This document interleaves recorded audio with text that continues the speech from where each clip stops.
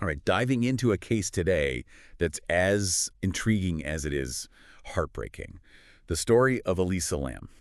Yeah, it's a case that, really captivated the world. And you've clearly been doing some fascinating research on it. Definitely. You've managed to pull together a collection of articles, reports, even legal documents, all trying to kind of piece together what happened surrounding Elisa Lam's tragic death back in 2013. All right. And today we're going to go beyond just like the typical headlines you see about Elisa Lam, really going deep into some of the unsettling details and lingering questions. Yeah. But before we get into Elisa's story, let's start with the setting, a place almost as famous as the case itself, the Cecil Hotel. Yeah, you almost can't talk about Elisa Lam without mentioning the Cecil. It's a location that's just steeped in this unsettling history, a place where tragedy and mystery seem to have like a permanent residence. It's practically a character in its own right. Yeah. And you've you've clearly done your research. You've come across its dark past, notorious past. Filled with serial killers, strange deaths, suicides, you name it. Oh, yeah. Richard Ramirez, the Night Stalker, even called the Cecil home for a while. Yeah. It's enough to make your skin crawl. Yeah, the Cecil's history definitely casts a long shadow, creates this atmosphere of unease, a sense of dread that I think colors how we view everything else that happened there, and certainly adds to the intrigue surrounding Lisa Lam's case. Okay, so let's set the scene then. It's late January 2013. Elisa Lam, a 21-year-old Canadian student, arrives in Los Angeles, excited for, solo vacation, checks into the Cecil Hotel, and for a few days, everything seems, normal enough. She's sightseeing, she's calling her family back home, typical tourist stuff. Right, right. And then on January 31st, she vanishes. Just like that. Gone. This is where things take that first unsettling turn. Yeah. And the details, which again, you've carefully gathered, only deepen the mystery. Yeah, so the LAPD, they get involved, and during their investigation, they uncover something truly perplexing, and that's the security footage from one of the hotel elevators. And I have to admit, even just reading the descriptions of this in these reports was like chills down my spine. This isn't just your average security footage. Right. It's the kind of footage that sticks with you. It's true. It's unsettling. It's the last known recording of Elisa before her disappearance. And the footage, which I believe you've included in your research, shows Elisa entering the elevator, but then her behavior becomes, well, there's no other way to put it, it's bizarre. It really is. She's looking around frantically, almost as if she's being followed by something. She's pressing all the buttons. She's darting in and out of the elevator, hiding in the corner, then poking her head out as if she's looking for someone or something. And here's what makes it even stranger. She seems to be interacting with something or someone that we just don't see on camera. Right. It's just her alone in that elevator, behaving very erratically, almost as if she's caught in some invisible struggle. And then there are the hand gestures. At one point, she's standing in the doorway of the elevator, and she starts making these strange hand motions, almost like she's trying to signal to someone. But who? You're right. The footage is baffling. It makes you wonder, what in the world she was experiencing in those moments. It's a question that has haunted investigators and armchair detectives alike. Yep. This elevator footage, as you can imagine, became central to the case, and as you've likely seen in your research, it's been analyzed and reanalyzed with people offering all sorts of interpretations. Some speculate that, she was paranoid, maybe under the influence of something. Others suggest it points to a possible, mental health episode, Yeah. which is something we'll definitely need to explore further. Absolutely, because, as you noted in your research, Elisa had been diagnosed with bipolar disorder, and that detail adds another layer of complexity to this already perplexing case. Right. It does, and you've included some really insightful articles about bipolar disorder in your research, Right. and, highlighting how it can manifest in different ways. Right, and how episodes can sometimes be triggered by stress, by, changes in routine, even missed medication. Yeah. Remember, Elisa was young, traveling alone in a new city, staying in a place like the Cecil Hotel. Right. It's easy to see how that can be overwhelming, especially for someone managing a condition like that. Absolutely. And this brings us to, I think, a critical turning point in the case. While the elevator footage sparked numerous theories, it was the discovery of Elisa's body that truly sent shockwaves through the investigation and beyond. It's a grim turn of events, to say the least. Yeah. As I understand it, guests at the Cecil started complaining about the water pressure and this awful taste and smell coming from the taps. Ugh, Yeah, it's a detail that's hard to forget, isn't it? Yeah. And it's this disturbing detail that ultimately led to the discovery of Elisa's body. So hotel staff, prompted by these complaints, went up to the roof to check the water tanks. And that's where they found her. In the water tank. Inside one of the water tanks, yeah. I remember reading that and just being like, what? Yeah. It's a gruesome discovery. And it raises so many questions. And we're not talking about a small water container here. No, not at all.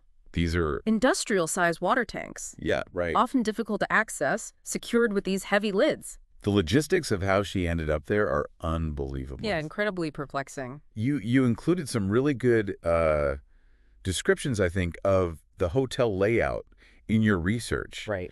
And one of the reports mentioned that to even reach the water tanks, she would have to navigate this complicated route, including like a locked door and a fire escape.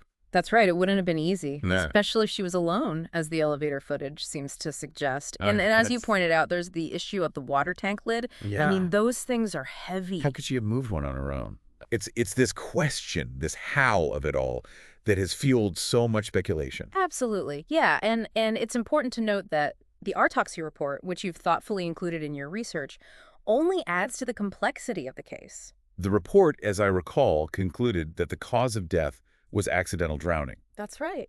There were no signs of foul play, no drugs were found in her system other than her prescribed medication. Exactly. So, I mean, even with that ruling, even with the autopsy's findings, the circumstances surrounding her death remain, puzzling, to say the least. Incredibly puzzling. So how do we reconcile the autopsy report with the seemingly impossible logistics of her ending up in the water tank? Yeah. It's a question that has led to a range of theories. Right. Some more plausible than others, and I think we should unpack those a bit.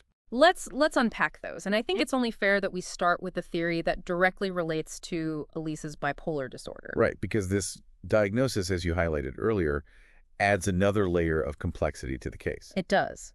Some experts have suggested that Elisa might have been experiencing a manic episode, Okay. which, as we know, can sometimes lead to very erratic and unpredictable behavior. And you've included some research on how those can manifest, right? I have, yeah. Yeah, And it's important to understand that during a manic episode, individuals might experience, heightened energy, racing thoughts, delusions, even hallucinations. Right. Their judgment can be impaired, and they might engage in risky or unusual behavior without being fully aware of the potential consequences. So applying this to Elisa's case, the theory goes that she might have wandered up to the roof during a manic episode, Right. perhaps disoriented, confused, or even, like you said, experiencing delusions. Exactly. And in the state, it's possible she climbed into the water tank. Perhaps she saw it as a refuge, or maybe her perception of reality was so distorted that she didn't fully grasp the danger.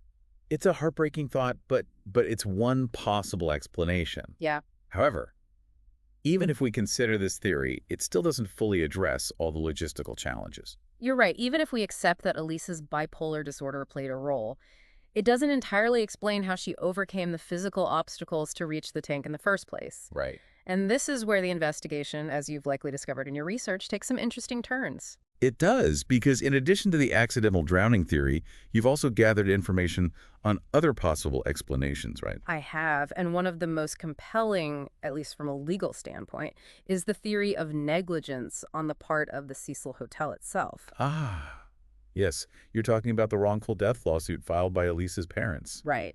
It's a significant detail that you highlighted in your research. It is, yeah. The lawsuit, as you know, alleged that the Cecil Hotel's negligence contributed to Elisa's death. And they pointed to some pretty specific issues too, didn't they? They did. The lawsuit cited inadequate security measures, faulty alarm systems, easy access to restricted areas like the roof. Right.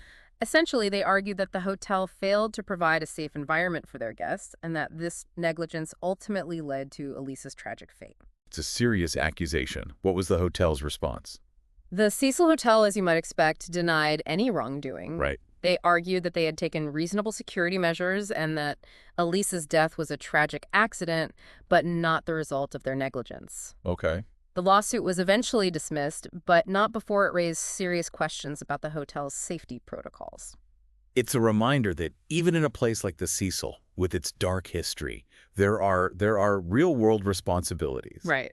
And it adds another layer of complexity to this already multifaceted case. It does. But we'd be remiss if we didn't address the elephant in the room here, wouldn't we? You're talking about the Cecil's reputation, Yes. the whispers of paranormal activity, Yes. the theories that go beyond the realm of logic and into the realm of the unexplained. Exactly, because let's be honest, it's hard to ignore the Cecil's eerie past when considering Elisa Lam's case. Right. So what do you make of these paranormal theories? Yeah, it's an interesting question, and you're not alone in wondering about it. The Cecil, it just has this undeniable mystique about it, fueled by, like you said, decades of unsettling events. It's easy to see how people could connect those dots, especially in a case as strange as Elisa's. Right, it's almost like the building itself becomes a suspect, Right. especially with its history of suicides, overdoses, even the connections to serial killers. Did you come across any specific paranormal theories in your research? Yeah, I did. Some people believe that Elisa's death was not an accident at all, but rather the result of, some sinister force at play within the hotel. There's talk of, like, dark energy, malevolent spirits, you name it. Right. And while those theories can be intriguing, even chilling, it's important to remember that they often rely on speculation and conjecture rather than, concrete evidence.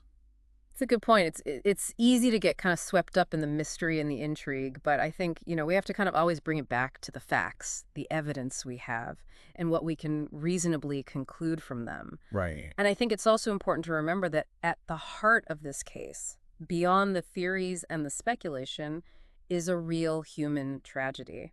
Absolutely.